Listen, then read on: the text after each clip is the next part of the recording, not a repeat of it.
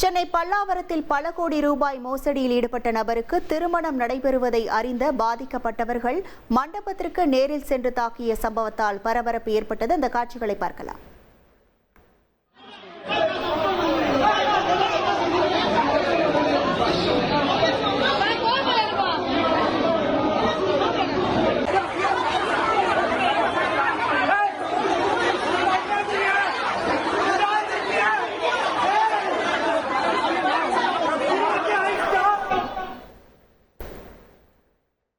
விவரங்களோடு இணைகிறார் நமது செய்தியாளர் பவித்ரகுமார். வணக்கம் பவித்ரகுமார், இந்த சம்பவம் தொடர்பான முழு விவரங்கள்.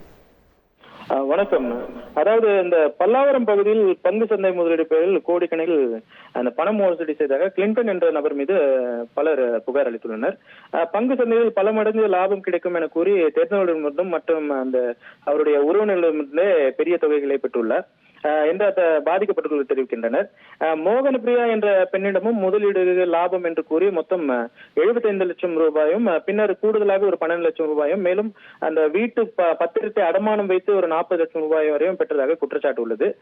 முதலீட்டு தொகைகளையும் அதற்கான லாபமும் திரும்ப வழங்கப்படாததால் இவர் பல்லாவரம் குற்றப்பிரிவு காவல்துறையினர் புகார் அளித்துள்ளனர். இந்த புகார்கள் இருந்த போதிலும் நடவடிக்கை எடுக்கப்படவில்லை என பாதிக்கப்பட்டவர்கள் கூறுகின்றனர். இந்த நிலையில் கிளின்டனின் திருமணம் பல்லாவரம் ரேடியல் சாலையில் உள்ள ஒரு தனியார் திருமண மண்டபத்தில் நடைபெற்றது.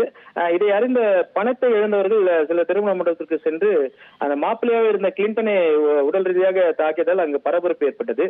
முகத்தில் காயமடைந்த கிளின்டன் பின்னர் குரோம்பேட்டை அரசு மருத்துவமனையில் முதல் உதவி சிகிச்சைக்காக அனுமதிக்கப்பட்டார்.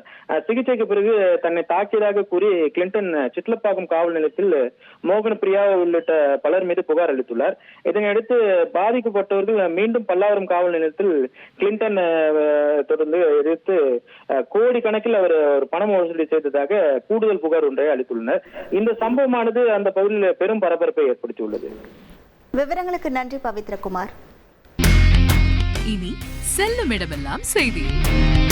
தந்தி டிவியின் வாட்ஸ்அப் சேனலை ஃபாலோ பண்ணினா செல்ல இருக்கும் இடமெல்லாம் செய்தி. இதோ QR கோட் இப்பவே ஸ்கேன் பண்ணுங்க, ஃபாலோ பண்ணுங்க.